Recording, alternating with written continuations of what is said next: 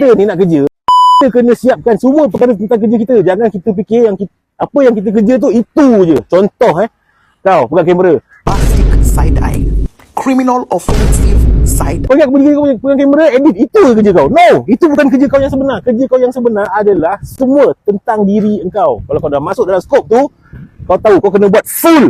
Kalau dah cakap kau sebagai director, kau kena buat full semua, interior, baju, apa, semua kau kena siapkan. Itu baru kerja. Itu baru orang nak. Bukannya sekadar job saya adalah pegang kamera. Pegang kamera. Alah, betul, angkat kamera tak payah. Nak bawa kamera datang keset tak payah. Tak payah. Semua tu tak payah. Kan? So, fikir. Yang bekerja ni bukan untuk diri sendiri. Bekerja ni untuk kita punya agama, bangsa dan tanah air. Okey, kau ingat tak benda ni? Kalau kau buat benda ni betul-betul, insya-Allah bangsa kita, agama kita dan jiwa kita akan maju. Kalau kita berfikir untuk diri kita sahaja, saya jamin kita tak ke mana. Okey?